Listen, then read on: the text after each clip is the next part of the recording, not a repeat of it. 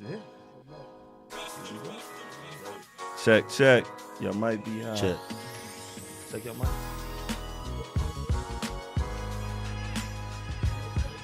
Hello? Yep. 6 and 7. Check. Okay.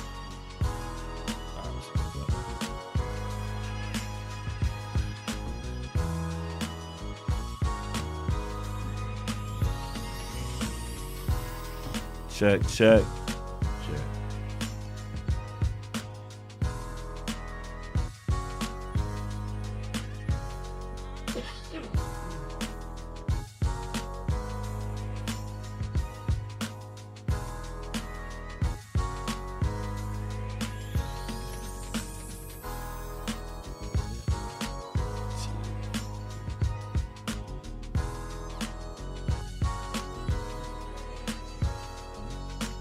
Shout out to my barbers and shout out to my stylists. We are Beards N Baldheads, your host Fat Lace. I got the Soul Survivor Barry to the right of me. Yo. Another Monday. My Scully, I'm trying to get this Scully right because I feel a little stubble on top. So I got Soup on the other side. She right in front of me, y'all. Nah, because when I go down right here, I got the DMX mug shot. I can't have that right there, so... We got Soup on the other side, always holding it down.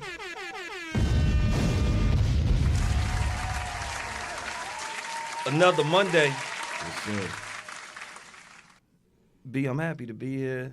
Yes, always. You know, we got one of them shows tonight where people like me. Can y'all talk about important stuff? Uh-oh. Are they gonna be in their feelings? I don't know, but I done had my own family one time. They probably sipping on some Kendall Jackson. Yeah. Looking like, why they talking about Luke and why they talk about whatever we was talking about booty. that night. Yeah. Booty. Something new, whatever we was talking about. It's probably a good thing. They said, why y'all can you have something like politics? Okay. And I'm like, hey, we done had plenty of shows. Yeah, sure. About A lot politics. of them. A lot of them, you know, but they was in their feelings. No, when we doing the politics that day, can y'all talk about booty? We can't make nobody happy. We can't. We can't make anyone happy. I don't know what it is, you know. I'm going to tell you what can make you happy, and our sponsors can make you happy if you use a product. So first of all,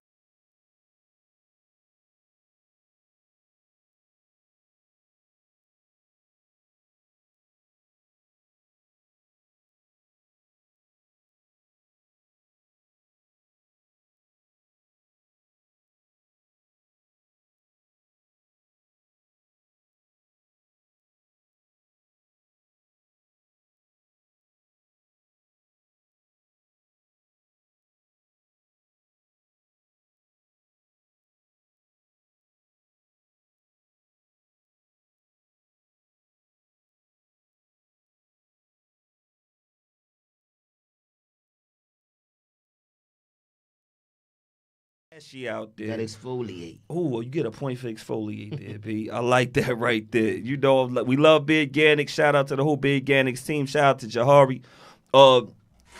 She's organically from North, homegrown. Peace to her. Jersey. We here. We got another sponsor. We got God's Passion Fruit Juice. Peace to my man Big Kev. Natural. You know, he gave me a sample. Mm-hmm. I thought I was going to be able to show the sample. He said, yo, Jay, try it real quick. Try it while it's fresh. Yo, it was like that bourbon chicken sample when we at the mall. And you know you can only... The toothpick? The toothpick. Yeah. He got me with the sample. I was like, ooh, Big Kev. They get you with the small piece, too. And it was banging, man. Look, make sure y'all follow God's Passion Fruit Juice. Follow that on IG. Homegrown. Organic Black from owned. Plainfield. Black owned. Yes, Both black owned businesses. That's what we do here. We do that right I mean, we do it all, but that's what we do. We do. We Yeah, definitely yeah. do. Mm-hmm. Man, we got our guest tonight. Oh, man. Our guest tonight. Yeah, first of all, fan. Yo, first of all, it makes it dope with our guest tonight. Like, when you got the name, when you have not just the name, the title. Yeah. Doctor. Okay. Like, my favorite first doctor...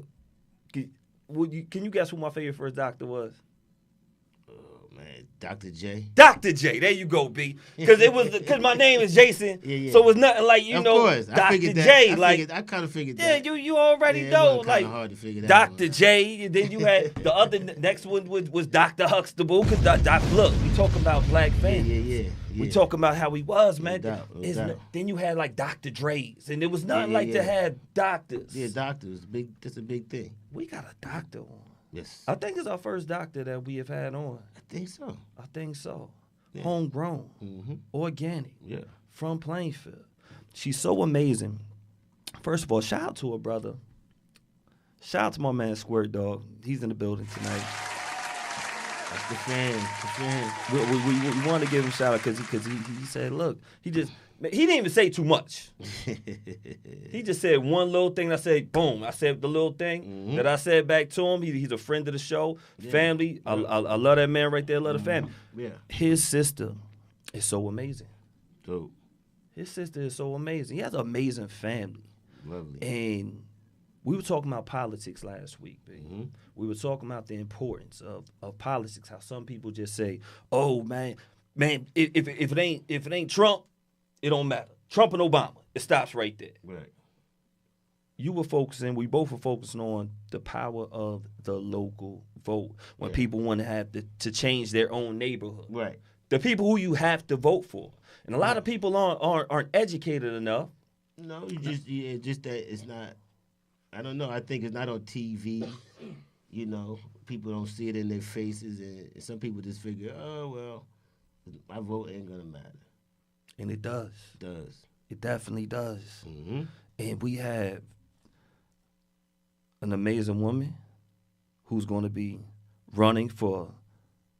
Put this right here. We got for the first ward city council. We got Dr. Yasmin Griffin in the building.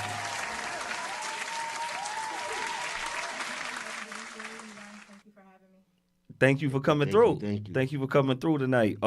It's first off, I'm doing some research on you. Politics is nothing new with you. It's been very important for you for a long time. Let's talk about first of all, why are you running right now? So I took a step back from politics because let's start from the beginning. Let's start from the beginning. As a teenager, I would like sit in my room and watch CNN on repeat, right? Definitely. And I initially went my first year of college. My major was political science, but my pathway led me to education. That was St. Peter's. No, Or King. Long Island University. Long Island. Which one? I went to Long Island University in Brooklyn. Yeah. Why you ain't had it on your Facebook? You a Blackbird too? I was there for a little while. Yo, we giving up for the Blackbird. Brooklyn, we here. We here. I ain't know this. You should have started off with that. There we are. We got a Blackbird alumni. Alumnus. Yeah, alumnus. Alumnus. We get a point for alumnus, B. Brooklyn, we here. So when I came back, Okay. I went to Union County College, but I was still interested in politics. Okay. So I was doing things like voter registration drives, going to the city council meetings, really. She really was doing the voter registration drives. If y'all see her in 2012, she's been getting busy for a long time. My fault. We here. Going to the city council meetings, really getting to learn more about the ins and outs of policy and the importance of city council members. Okay. That said, had to take a step away because I went to go do a doctoral program. But now I'm back. So politics has never went away. I've always been paying attention. I just had a different focus. So why am I running? I'm running because the first ward, after walking around and talking to the constituents in the first ward, there has been a number of different neighbors who just mentioned there's no visibility in the first ward. We want to know that the candidate that we select is going to be here. They're going to hear us. They're going to take our concerns to the city and make changes. And whether those changes are small or big, it's important to have someone who isn't afraid to speak up and speak out about what the neighbors and the constituents need. Man, thank you. I was. I just got a real quick question. For people that's not familiar, can you tell them where the first ward is? So the first ward runs from, I got to explain it 2 ways. So from Terrell Road down to Central Avenue, and then when you think about the number streets, from Front Street to 5th Street.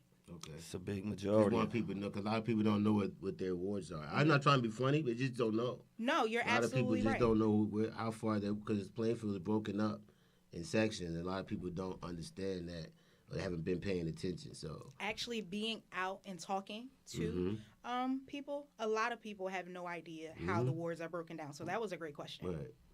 Said this city didn't just raise me; it shaped me. It helped me through resilience. That's you right there, right? That's me. It. Can you give an example? First of all, it shaped you. Let's shout out, because we are really from Plainfield, right? Absolutely. Some of us live here. They're not really organically from here. Elementary schools. Barlow. Just Barlow? I went Oh, to because that's when he... Yeah. Middle I school. just went to Barlow. Middle I went school. to Hubbard Middle School. Wait a minute. Yeah. Wait a minute. Oh, Wait a minute. Johnson, Wait a Well, minute. Wait a minute. I'm sorry. Wait a minute. No, it's a different love. Wait a minute. Wait, It's no. a different love. I'm gonna drop B. I'm gonna drop a bomb, because of course I'm a hawk.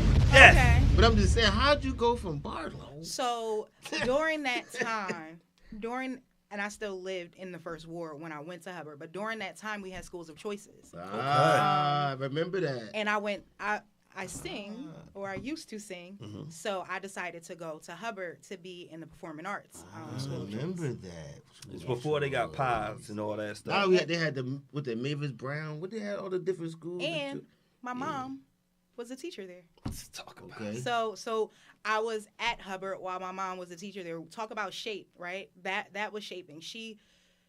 Everyone who went to Hubbard with us during that time, they always talk about Hubbard being a great experience, because my mom and the team of teachers at Hubbard really shaped a community about us. We have great conversations about Patches. Patches was a phenomenal program. Shout out to Dr. Reed. We here. Who was your mom? Dr. Linda Reed. Reed. I don't want to skip too fast. We became Dr. Reed together. This I is mean, what's Dr. Reed, crazy, Dr. Griffin. because I don't know another mother-daughter team Now is your mom that has done it at the same at time. Maxon now, right? She's at Maction. She is an assistant Okay, principal. because at I Maxon. had to get the name together, because I was there at work. I was a substitute when your mom was there. Yeah, I took over for Coletta when he Okay. left. So I was Coletta's gym teacher from What year was that? 03, 04, 05. I feel like I was. There. That's I was there probably That's the for a first time year. I seen Tyrone and Bashir Ali. They were all Hubbard, that was there. Hubbard. That's what I meant. Yeah, Hubbard. yeah. She said she was at Hubbard, right? Mm-hmm. Yeah. Yeah, that was crazy. Yeah, I was there. Yo, we talking about shaping, and now you talking about your mother and yourself being doctors at the same time. And I love the support from your brother, because that's how I found out. I'm like, man, it's a certain family pride when we talk about y'all. How was that journey right there? Whew. It was. And was it on purpose? It was on purpose. Okay, well, let's talk about it. what happened was, actually, one of the teachers, Mrs. Emmanuel, she was my French teacher at Hubbard as well. Okay. She did the program with us too. Okay. So we all graduated together. That said, she had my mom sign up for like a just get to know what the program is about. And I said to my mom, if y'all gonna go do this, I'm going with you.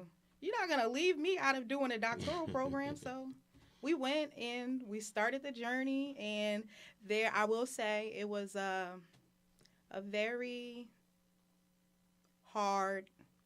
It was actually, I won't say hard. Let's take that back. It wasn't hard because I'm an educational leader. I was doing the work at the same time. I was learning about the work. So it wasn't hard, but it was stressful. I will say that. But having those two phenomenal women behind me, because they are still in education, and they've been in education for so long, it made it a lot easier. We all made it a thing where it was like none of us can quit. There you go. I like that. Holding each other accountable. No, the stressful part was it the finding the time to study, or was it just the research?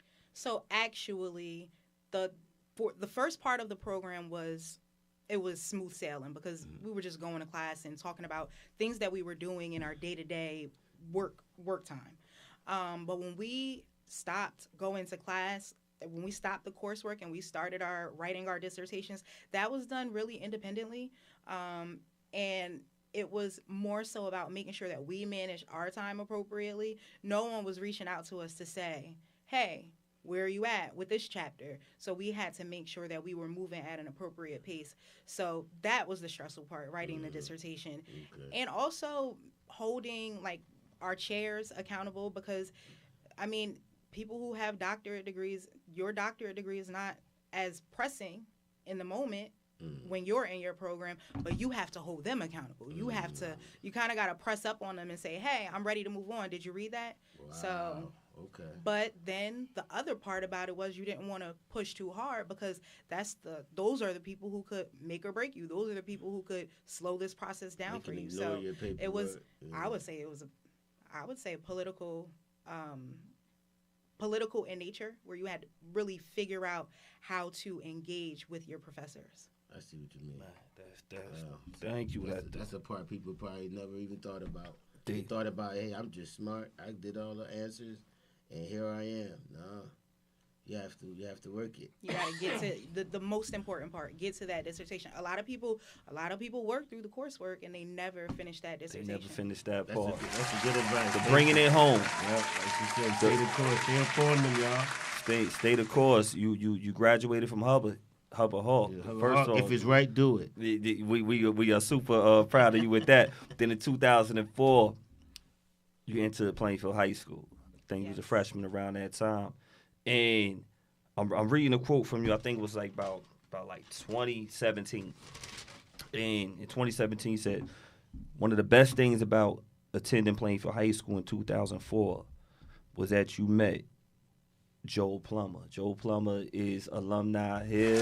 We have so much love for friend of the show, family. Professor Plummer. Yes. We love my childhood Joel. friend, actually. I love Mr. Plummer Childhood friend of mine. dearly. And we all do. He means so much to Plainfield, and he had a deep impact to you, as well as others. Can you share how Professor Plummer, Joel Plummer, had an impact on you? Give you the whole story. Here we go. How I met him, because initially, so I first encountered Mr. Plummer in U.S. History 1.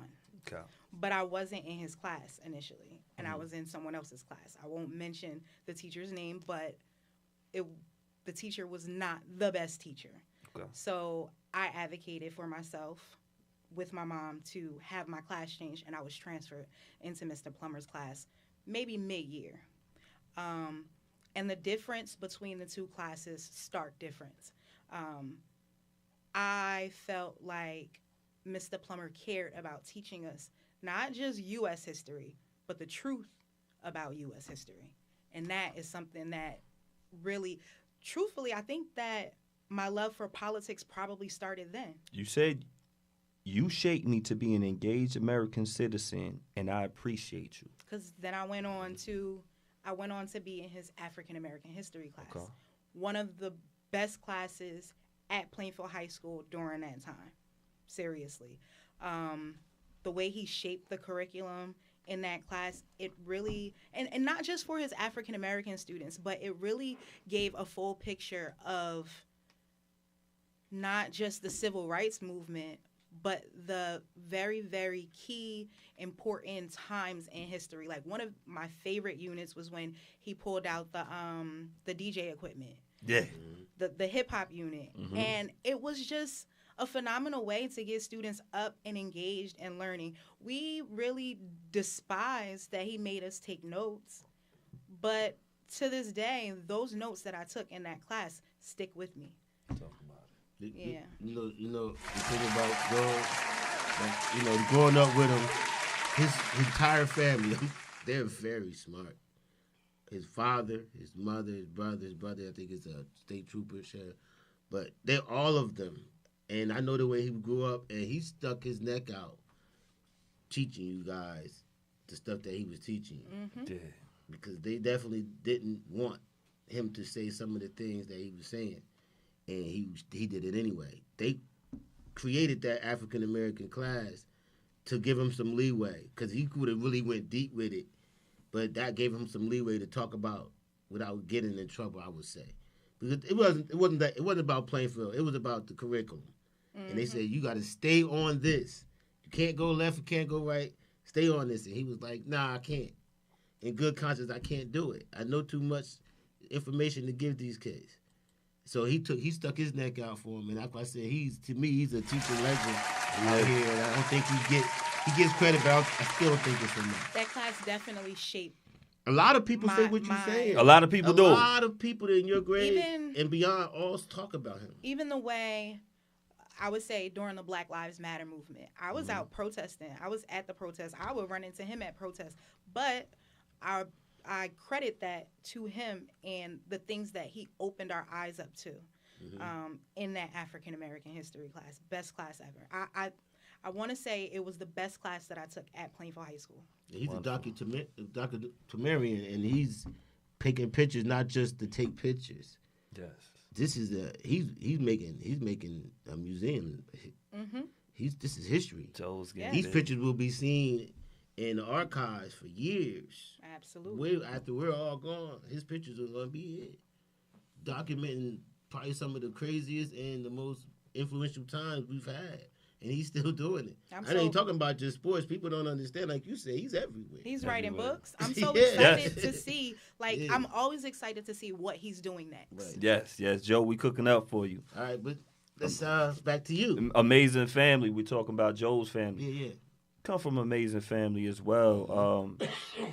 We got the Reed family as well. That's part of y'all. Kenny Reed, the great, the legendary. Retired lieutenant when it comes to him. Love the kids. Love the kids. love the kids. Big shout out to him. And he was part of this mural. I think this is the second mural in Plainfield. They had the big presentation. I saw downtown. I saw by City Hall. That's the mural of him right there, correct? Mm-hmm. Let's talk about how your Uncle Kenny played a part in influencing you and your family. He has been a great male role model. Our father died when we were very young. Mm-hmm. So he's held our family down by being the image of community service. I want to say that he and my mom are the reasons why I'm committed to community service. But back to retired lieutenant, I couldn't go anywhere in the city without people saying, "Oh, you're Kenny's niece," or "You're Miss Reed's daughter." But anywhere you went, there is no escaping Lieutenant Kenny Reed. So just watching how the community loved him was amazing, and watching how he poured into the community is a big reason why it's time for me to step up and pour into the community. Thank you. It's another thing they might say that, that's Squirt sister right there. Yeah. They might say that. That too. We talk about a great man. We're gonna give it. Squirt said, I ain't gonna take up too much time, but we here right now. Thank you, Squirt, for hooking this up. Hold on. We got the mics on. Yeah, the mic is on. Talking about community a lot. Before we were off camera, we were talking about summertime in Plainfield. B was talking about the cookouts. Mm-hmm. Your block family, parties. The block parties, yes. And Squirt was talking about the cookouts. And I was like, we talking about the summertime. We have to talk about the annual block parties that y'all family gave. Right. Y'all was shutting down something between Front Street and 2nd Street. Mm-hmm. Y'all had, we talking about the First War, right? Yeah. Because if y'all remember, we had Dr. Yasmin Griffin for First Ward City Council. We right here. Y'all was doing this back then. Mm-hmm. The same time when you got them voter registration, when you were doing this back then in 2012, y'all were part of the community and giving back to the community back then. I still remember the outfit that I had on and the great time that I had on that block. That's when I'm over around the corner, and it was a great time. Let's talk about why it was so important since back then, giving back to the community, because that's what y'all did. Great times, great memories. I remember the block party. Bring the mic up a little bit closer. Now you good. Just. I remember the block parties in different kind of way because I organized it from the start to the end, right? So I remember going up there having to meet with the mayor at the time and telling him, this is a community building exercise that's bringing the community together, getting everybody to know each other. You know, a lot of times you go up on blocks and communities where nobody knows each other, you know? But this was a scenario where, you know, we went to all days. The whole neighborhood knew about it. And the first year, it was between front and second. But the second year, it was between front and second and third. So, you know, I wanted to keep it going. Excuse me, because, you know, up the street is Emerson School. So I wanted to coordinate with the principal in order to involve the school. Now, that never happened. But I just think that moving forward, you just never know how great community exercises we could do to just bring the community together. And, you know, that's really the goal. Even this year coming up, we having the block party again this year on October 30th. May 30th. It's going to be great, though. It's going to be another one. Same block? I heard it here first. Same block. You heard it here first, May 30th. You said true. Thank you, Squirt. Said true change happens as we work as one. How hard is it to bring? You got your brother, you got your mother, you got people that's helping you campaign right now. Also, if people want to help campaigning, if you see that hashtag Griffin for Council right here, you breaking everything down to why to join. You use the QR code that's right up in here. Why you need people to be part of the team. Tell me why it's important to people be a part of your team. In particular, we're not talking about them other ones. Right now, we don't really care about anybody else. We care about Griffin for Council. That's who we care about tonight on Beards N Baldheads. Let's be clear. We're biased. I'm sorry. We're biased. So this is what we doing. Now, why is it important to have a team and working as one for a common goal? So let's start with civic engagement in general. Civic engagement is at the local level is one of the most important things that we can do. And running a campaign it's not easy. It's a lot of work. Sure. It's a lot of work. So we've been trying to get individuals to come out and help us canvass and knock on doors. But one of the things that I really like about canvassing is knocking on doors and talking to neighbors. So having a team assist with doing that allows for young people, young adults. It doesn't even have to be young adults, but it allows for individuals to get out into the community and really talk to the neighbors about what's happening. I'm not going out and just saying to people, hey, will you vote for me, or can I put a sign on your lawn? Right. I'm going out and I'm talking to them about what their concerns are in the ward. So having individuals from Plainfield come together to hear those concerns, that's important because we can work together to be a stronger voice together. Thank you. Lovely. I'm sorry, Big. What I did do, I didn't say shout out to everybody on the check-in. Okay. I'm sorry, y'all. Peace to everybody on the check-in. Got half a mil mod. Super Mike is great now. Oh, mics are good. They said peace to Squirt. We got Chance Cortez. We got people in North Carolina watching us right now. Shout out to my family out in Greenville. Peace to Keisha on the check-in. Chance said I stopped voting in 2014 during midterms. I'm thinking about going back voting local. So definitely your local vote counts, man. Peace to everybody on the check-in. Please go back to vote locally.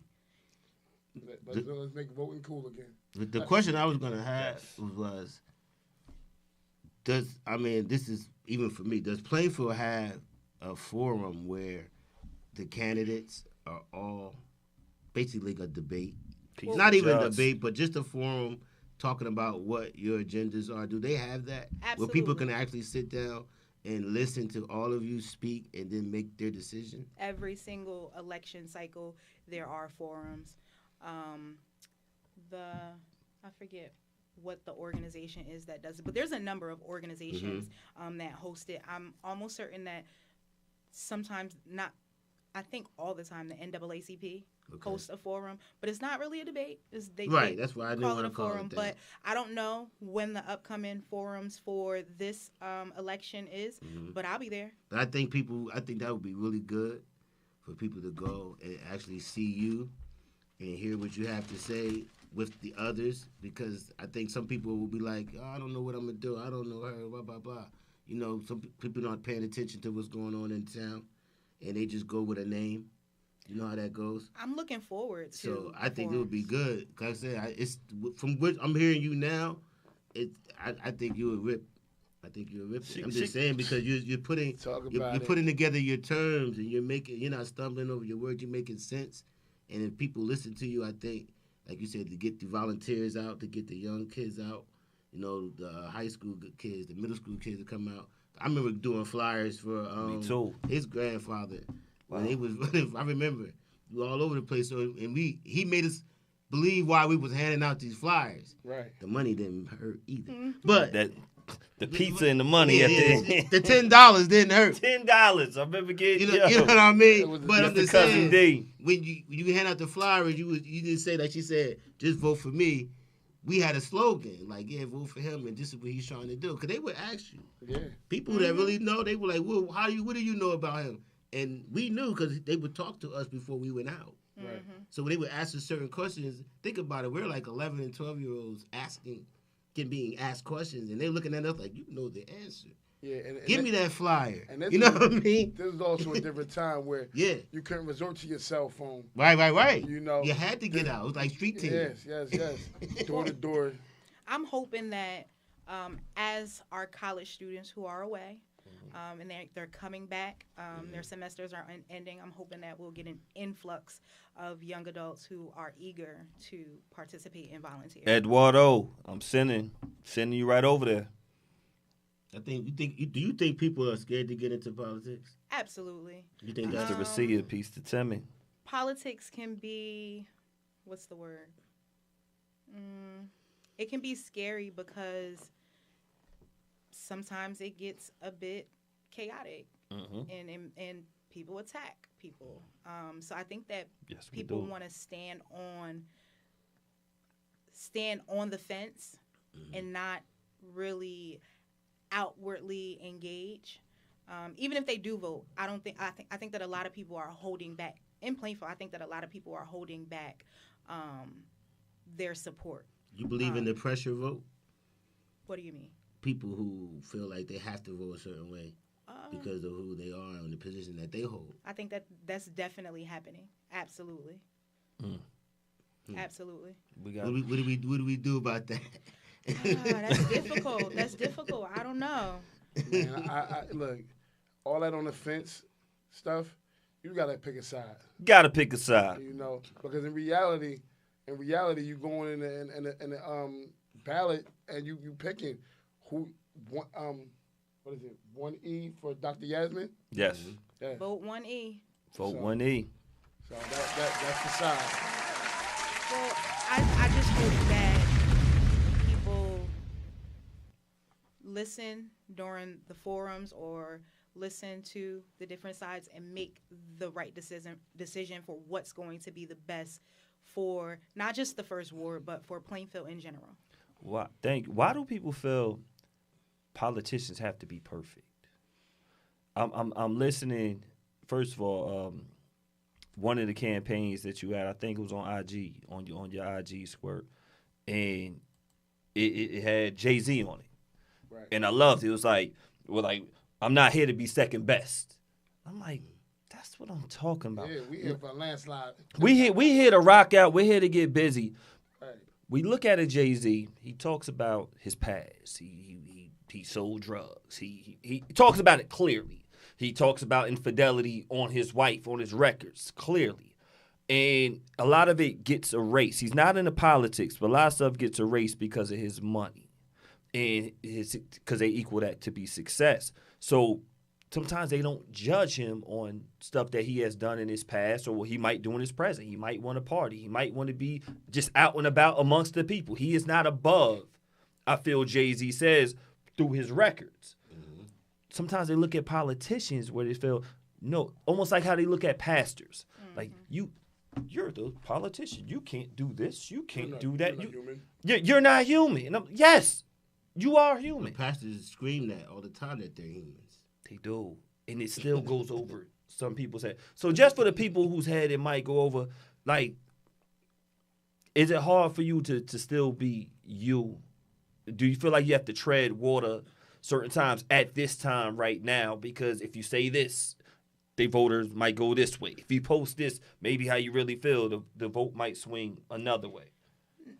Me personally, no. I mean, I'm in education, so I gotta tread lightly anyway. There you go. Because there you go. I'm already being a role model. Yes. You know. Whether you like it or not. That said, I would say that I still am with this campaign. I've been careful about the image that's being positioned on social media or on the handouts that I'm giving out. And not because I want to be perfect, but because I don't want to leave room for someone to have something negative to say. There's going to be someone that says negative things. But if I can walk a path that is as righteous as possible, as ethical as possible, that's what I always try to do. I do it at work, and I'm gonna do it with the campaign. Talk about it. Let me be clear. It's your world. I want to turn her up. I want to let her loose because in reality, I just think that. Well, look, we dealing with a doctor here. Yes, we are. We dealing with one of the highest level of education, and believe me, I got complete confidence. I think she got a lot more, and I just feel like the opponents, they haven't seen anything yet. That's why, Barry, when you brought up the debate, well, I didn't want to call it debate. I know you didn't want to call it The debate. forum. It's The a forum. You didn't want to call it that. It's not a debate. It's a forum. But I actually just feel like. When is the forum? I'm sorry. No, she said they're not scheduled. they're not I scheduled. haven't seen any dates released yet. So what we're gonna do is we want to get your information so that when you do find out, or we find out, we want to get that out there. Absolutely. Because you know how people are. They want to see it. Right. They want to hear it. Do you have a platform where you speak regularly, like Instagram or Facebook? I'm on Instagram regularly at Call Me Dr. Griffin. I'm also on Facebook. It's just my name, Yasmin D. Griffin. But I use Instagram mostly, Instagram and Facebook. Okay. Make sure y'all follow. Y'all can hear everything that's going on. We talking about how being down to earth and being of the people. And one of the main places where people campaign, we just talk about campaigning in church. That's one of the, people look, let me get these votes at this church right here. Yeah. And it's one place where you have to be you because they see you, quote unquote, naked, but not really naked.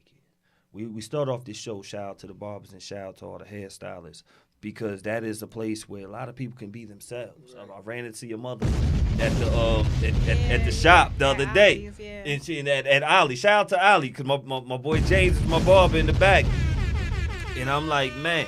One thing they can't say about you, if they want to say something negative, they can't say that you don't freak these styles with the hairstyles, because you do get busy. Confidence right here. When we look over here, you got a lot of different hairstyles that throughout these years. You can wear it from the natural, from the braids to the flat to the short. And who is your hairstylist? Do you have more than one, or somebody that you in particularly go to? No, all of these styles are... Most of them are done by me. They done by you? Yeah. She went to Hubbard, y'all. Represent. She from the first ward. Talk about it. He gonna talk. Yeah, you see? That's how they do. That's how they do. She from the first ward. Look, a woman, fellas, ladies, y'all know what it means when a woman could do her own hair. There is a lot of time and patience. And money that's being saved right there. Yes, you actually do your own hair. Well, not any. Well, not anymore. But at a point, you did. At a point, yeah. A lot of those pictures are definitely done by myself, and I'll still do my own hair. But right now, I really don't have the time to do it. No doubt. With work and the campaign, I don't have the time to do it. So I'd rather just pay to get it done. How important is the hair salon to the community? It's so important. That's where community is built. That's where women engage. That's where women build. Absolutely. I used to be at the barbershops, and I see Squirt at the barbershop. Shout out to Crush with 3H. Yeah. You over there? Shout out to Taz. It's it serves everybody. Like the barbershop is really like, I know the barbershop 3H is so big that it's really. That's where I go. Yeah, Alex. Yeah. Alex in there, and see, it's so many different cultures in that barbershop. Yes, it is. From the island culture, and it's just a lot in there. Even if you selling things and like different merch. Yeah. Like they support. They support. Yeah, they support heavy. Piece of Snake on the check and piece of Just, piece to L. They do. O'Neal. Right. Yeah. It means a lot. It means a lot right there. So for me too. But everybody who's at these barbershops, I want y'all to take this. And we shouted y'all out and say great basketball debates. You get debates about everything. Oh, yeah. You get advice about everything. Right. You learn a lot growing up. Legal advice. Legal advice as well. And lawyers come in there telling you how to explain these things, and it's just a lot going on at the barbershop. Everybody's at the same level. Right. You're at the mercy of your hairstylist. Right. You're at the mercy of your barber. Like, how slick you want to talk? Yeah, like, you can push your wig back for real. Like, don't cheat on them. Don't cheat on them, man. Don't go to another barber. He find out. Don't. Hey, who lined you up? Yo, what's the? The thing I can say about 3H is everybody's nice. I told somebody that. They are. I said, bro, they'll send you to somebody, and he was sitting there. You think he ain't got nobody? Like, oh man, I don't want to go to him. Right. Tighten you up. Now you got you second guessing. Right. Yeah, no, they are. I will give you props on that. I like that barbershop. I can go to almost anybody. I've been in like 4 different barbers. Me too. And they all hooked me up. Me too. I walked out satisfied. I never been up there. I never left looking a mess. Nah. I've always been good. They all good. I gotta give it to them. I like those dudes. Anyway, barbershops, hair salons. We used to have community center. I think we got one coming. Yes, they I hope say so. it's coming up. They say it's coming. They say it's coming. I'm looking for it. I hope so. They say it's coming. Our youth, they need it. They do need somewhere to go. The community needs it in general. Yes, it did. But our kids really need somewhere to go on a day-to-day basis. Not having the Y, the buffs don't really host anymore, so the kids are just wandering. Well, the Boys and Girls Club is back. They are, but this is small. It's gotta get. It's small. They need to build a bigger one. Plainfield, they need a bigger one. Jay, you used to Union County College for Kids, or say what? You used to work at Union County College for Kids back in the day? No, what I did work for. Don't get me started. I don't want to get. I worked for Plainfield Rec, and Plainfield Rec was beautiful. Yeah. Plainfield Rec was beautiful. Yes, it was. Rest in peace to Dave Wayne. Oh man, my brother. That's my guy. Like that dude, man. He was in the quiet taste. He was in the quiet taste. But once you was cool with him, it was all good. He took care of you. He definitely took care of you. R.P. Dave Wayne, he was a good guy. Great man. Great man. And one of the things we talking about how you support the youth for a long time. Yasmin, Dr. Yasmin Griffin, who is in the building tonight, future First Ward City Councilwoman. Make sure y'all go out and vote. What day are we voting? June 2nd. June 2nd is the day that we're voting. 1E. 1E. We're homegrown. We're talking about how Plainfield molded you. What were some of the programs that you were in as a child, as a young youth, that helped you be you that you are now? I went to rec summer camp. Okay. I have been a cheerleader my entire time here. I started as a mascot with your sister. Shout out to Coach Miss Smith right there. That was a special time. Y'all were there at such a special time. Were y'all spoiled? Because we're talking about class of 99, that 98 fall. That was the year I was after my senior year. And y'all were mascots. I feel like it spoiled my sister. No. Right away. Y'all are from a different playing field. y'all were a part of the team. Y'all didn't see the ugly. Y'all didn't see. It wasn't always like that. Hey, And now y'all are mascots at the Meadowlands, where it's like that happens all the time. That was amazing. I Jay. remember that. Like, Y'all it was were a part of yesterday. that. Yeah. Jay, she was on the varsity as long as I was on the varsity. Yo, this is what I'm talking about. Yo, She started varsity. Like, this is what I'm talking about, man. Shout out to Miss Smith, one of the greatest cheerleading coaches of Nah, she's legendary. help She's phys ed teachers. Ever. Stupid Shout nights. out Crazy to Miss dope. Smith. She just threw a cheer ball for all. All y'all had the red on, right? Yeah, Yeah, shout out to yeah, Miss yeah. Smith. Yeah, I love I Miss think my Smith. niece was there. Taisha Smith. 1996 all the way to 2001. Yeah, my niece was there. It's amazing. It was a beautiful time. It's definitely. amazing. And I'm happy you went there, because that's where I was going, because you've been part of cheerleading for such a long time, and it's a part of alumni, and y'all have your own special Let's bond. cheerleading Cheerleading. in yes. general shaped me, Miss Smith, as a coach. There you like, go. She only play. I don't want to. I'm not gonna give the equivalent. Like, I'm not gonna compare Mr. Plummer or Miss Smith. No doubt. But when I think about impact. Piece of Steph Jones. the woman dynamic, Yes. and being shaped in having morals and just how to carry yourself as a young woman, it was very important for Miss Smith to be there at the high school coaching. And me and all of my groups of friends that I'm with, we always sit down and we always talk about just different characteristics and different traits that that Miss Smith poured into us, that shape us into who we are today, and not just into who we are today as young women, but what we're pouring now into young women in the community. You guys came up in an era where we had more teachers that looked like us. Our coming up was a lot of white teachers. And I'm not saying that they didn't care. A lot of them did. And I have some names in my head, but it wasn't that they weren't talking to us about us. They were just basically really, really trying to hone in on our skills. And I respected them for that. And then, and like I said, I wish I did go to school. But we had some black teachers. I'd probably end up never in the classes, though, for some reason. I never was in the classes, except for Mr. Showers. Mr. Showers was somebody that would always talk to us for real. Right. He didn't sugarcoat nothing.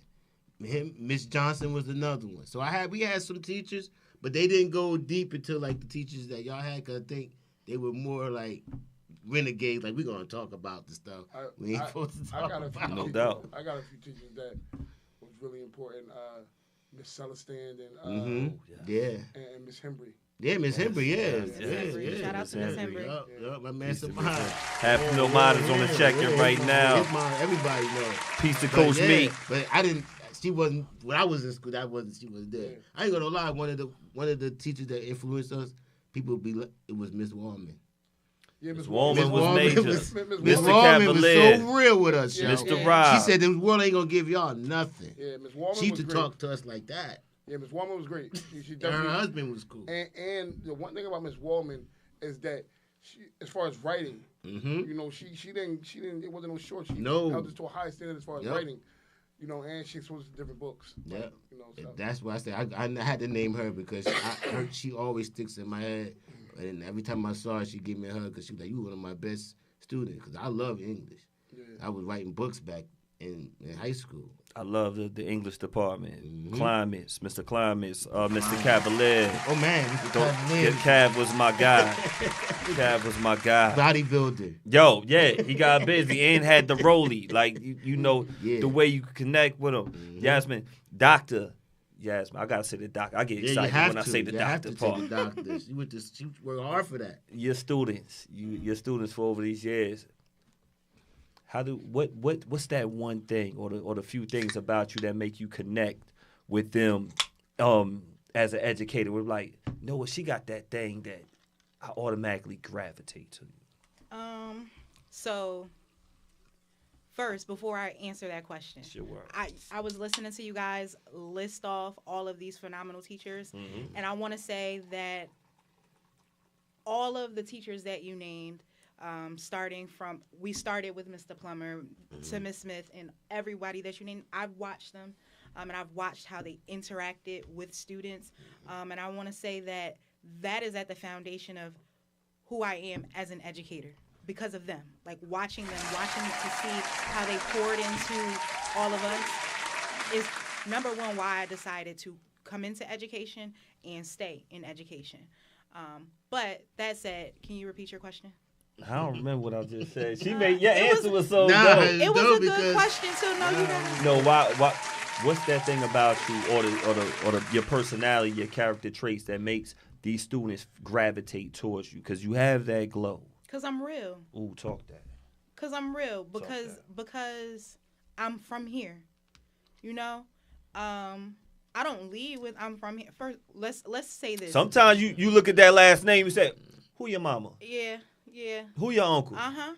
That's your daddy." Or I ask see them, about me. I see them when they come in during orientation, and I see their parents, and I'm like, oh hey. So I don't have those issues like as far as like behavior or anything like that because they know that I know their parents their grandparents or they know my mom. So they're coming from where my mom works and they already heard about me. Mm-hmm. So, but you said gravitate. Let's start with they don't always initially gravitate towards me because I'm the educator in the building. I don't play that. So we're gonna set some boundaries and some parameters about what my expectations are for you. And then I'm going to pour all the love that I have into you. That's what it is. Right. Because you can't hide the glow. No. So you can't hide the glow. You can have all the discipline. And I'm thinking like about Miss Smith right away. Mm-hmm. Like, she can love you. She didn't play them. She didn't play it. But she will love you. Your mom was the same way. Well, but that's what I'm saying. That's what I'm saying. Where do you think I get it from? I watched them for years. But, no. Once they get to know me, they understand that I don't have the only thing that I have is your best interest at heart. No doubt.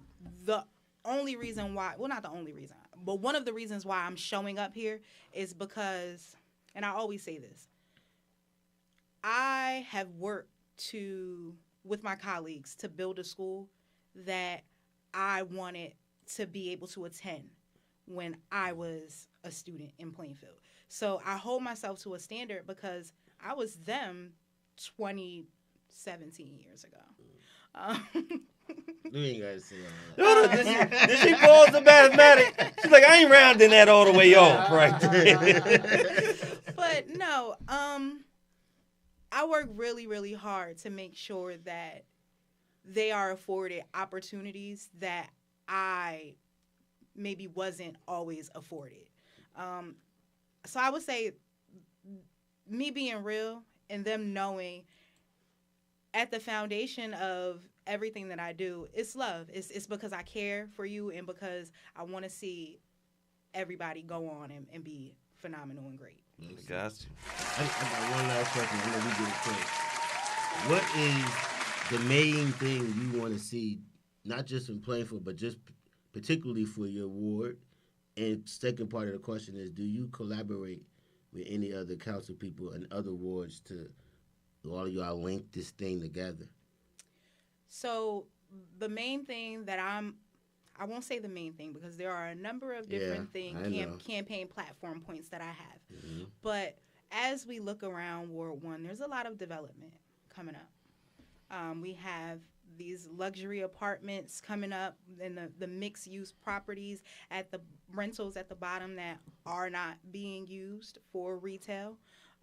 What I'm looking to see happen in the future is for our leadership in Plainfield to hold developers accountable for pouring back into the community. I'm not asking, like, the developments are already here, and it seems as though they're going to continue, right? But pour back into the community. What funds, what resources if you are pulling millions and millions of dollars out of the community through high rent costs, then you should be pouring money back into the community. For example, that community center, why haven't these developers collaborated to come together and bring those funds together to make sure that we have a community center? And from what I understand, there may be developers who are giving benefits to the community, but we in the first ward, we need to know what those benefits are and how they're affording or improving the lives of individuals in the first ward. So I want to see developers come in and pour those resources into the community so we can see it actively for our seniors, for our youth, and just for the constituents in general. And then those mixed-use properties at the bottom, those retail spaces, they need to be filled. They need to be filled because that's taxes. And jobs. And jobs. No, you don't have to answer it, but how y'all feel about pickleball building a new stadium over here? I think it looks great. Right. I think it looks great. I think it takes blight out of the community. I don't You know. get a point for blight right there. We get points for fancy words. Okay. I'm hearing they're the one. I don't know if it's true, but Silent Field is getting a little makeover. Don't know where the money came from. I hope so. I see the basketball court. But They I'm hearing pickleball reallocated. might have something to do with it. They reallocated money. I read Okay. it. I read it on an agenda, or Okay. actually the agenda from the last city council meeting. Okay. The funding that they are is reallocated from somewhere. Okay. Like it was It already was there. there And they already. just pushed it over to Siler's. You saw what they did in Rushmore, right? I don't want to Yeah. jump off there. Yeah. I still don't know about that yet, but I don't Why? know. Why? the location is a little sketchy. I think it's getting I'm better. not saying it's bad. I'm But- just saying the but- parking. You see the parking over there? But that's the reason That why. was one of your main concerns: parking and taxes. Ye- Taxes. Parking. Parking. Parking. You really That's want all to I'm saying. nail I'm with talking about parking. The area is not But the same it I'm used to be. talking about but the parking is going to be parking- crazy. I'm talking about parking because of how many buildings are coming up. With new dwellings come more people. Yes. And we are already oversaturated as it relates to where are people parking on the streets. Yes. It's like parking wars out here. That's what I'm saying. So, That's a crazy area. Garages are coming up, but still, where are people going to park? That water park going to be Peace so to damn G Money. packed. Peace to Uncle That Craig. Peace parking to lot ain't Maul. going to cover it. That parking lot ain't going to be enough. One thing that I do want to touch on, though, I love Yes. it. fair rent. Fair rent. Talk about it. The That's the one. That's the one. That's what everybody want to hear. I ain't going to lie. Yeah. That's the one everybody want to The- hear because you working 9 to 5 and can't even afford a studio. And we won't Real talk, man. we won't pretend like the cost of living in general everywhere in the country is not out of this world. Yes, it did. But what I want to see is the city leaders and the city council people in the city really support residents by, number one, making sure that these developers are coming in, are allotting enough affordable housing. And now we have all of these luxury apartments. Talk to developers about more affordable housing so that people can stay. Now, is it by law that they have to do 10% of the building? They do. And there are affordable housing units in these buildings But that you're are not coming gonna up, get- they but don't- not enough. But we don't get them. They're already booked before we even It's get not to enough. The inside people get them first. We know how that goes. So, I mean, I feel like there's a demographic of individuals, my peers, young professionals who are being priced out. And they want to stay, but why would I stay and pay these insane prices? Crazy. So I think that the city, we need to work collectively to figure out a solution to fair rent and rising rent costs. I'm not going to outwardly say rent control because in the economy that we're in, how can you outwardly say rent control? But we can absolutely try to figure out programs and different supports to make sure that people can stay rooted and they're not pushed out of Plainfield.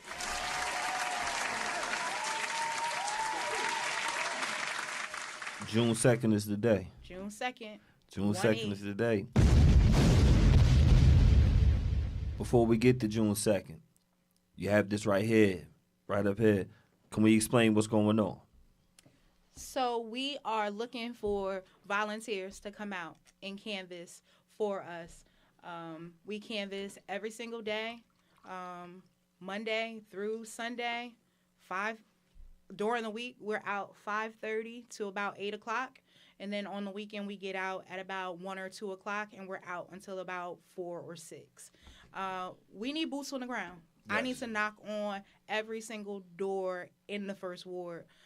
So I'm asking for anyone who has the time and who wants to support the campaign to definitely sign up or hit me up on Instagram at Call Me Dr. Griffin to come out and canvas. And if you can't come out and canvas, repost. Technology is something, man. Yes, it is. Yes, it is. Everybody, I want y'all. If y'all watching on YouTube, if y'all watching on Facebook, share this on y'all page. Mm-hmm. Share this to a friend, to a friend, to a friend, to a friend. I always get people say, "Yo, man, when y'all gonna be like the Breakfast Club? When y'all gonna do this?" I said, "Did y'all watch the show? Right. Did you share it to somebody else? We talking about homegrown. We talking about organic right there. I need y'all to share this." Share this to your auntie. Share this to your cousin. Share it to your neighbor. I need everybody to share this show right here. Because we're dope. Because we got Dr. Griffin. Dope. We got Squirt Dog in the building. Squirt Dog. Should I say Jamil? I mean, look. Because Squirt Dog is a brand. I'm comfortable. It's a brand. With both of my names, I promise. I know you are. It's a brand. The Griffin family, it's a brand right there. It's a family to be respected. The Reed family is a family to be respected. You two are people to be respected in Plainfield. Make sure y'all go out and vote June 2nd. Look, she's a doctor, y'all. There you go. She turns tassels, y'all. She ain't playing no games, y'all. And she went to LIU. What? Shoot. We got Brooklyn on the chest tonight. I'm a cougar, though. Uh-oh. I got 2 degrees from Kane. I gotta say I'm a cougar. Now, is that the doctor hat? Is that is it octagon or hexagon? Yo, that's special right there. I don't know, B. I even don't peep get it. me to lie. B got all the geometries tonight. Because I know. She turns tassels, man. Hex is 6. Yes. Yeah, hex. I think it's 6. Not sure. She turns tassels, man. I wear it once a year, so I don't know. We are here. Count them in June. No doubt. And Joe, any last words? And if you want to come on again, this show is for you. I definitely would love to come back closer to June 2nd. Please do. Please do. I'm sure things will heat up. Okay. So I would love to come back and talk about where the campaign is from now and to then. But I'm so grateful for you allowing me to be on your platform. Thank you. Thanks for coming through. You got one of the dopest big brothers on the planet. I do. He's pretty dope. Thank you very much, Jay. I don't know. Hey, Jay, you my big brother though. To be honest, both of you, Barry and Jay, I looked up to both of you growing up. I was trying to get one of Jay touchdown records. It ain't quite work out for me. You were close. I was close. You was close. Yeah. We got a legend right here. We got Squirt Dog in the building. Dr. Yasmin Griffin. Yo, we talking about promoting. Like, we got one of the dopest promoters, like, in Jersey, period. Like, let's talk about it. So, it's so dope because I'm learning from you running. I'm not even in the first ward. I try to stay away from politics as much as possible because I get headaches because I really care. I ain't gonna lie. I really care. You told me you was coming on, I was a little surprised. Yo, yeah, I just hit B this morning. I hit Soup this morning. But me and Squirt talked last week about it. Here we go. Yeah. We talked last week, maybe 2 weeks ago. Yeah, I think like 2 weeks. Like 2 weeks ago, we spoke about it. So my eyebrows went up. I said, yeah, but so I didn't mention it to anybody, and I'm like to anybody. I'm like until maybe last night. I'm like, oh yeah, yo, we got you know what I mean. I think we're gonna get hit up for some more. Yeah, so probably. Let's be clear. Sometimes they follow the leader. Sometimes they do.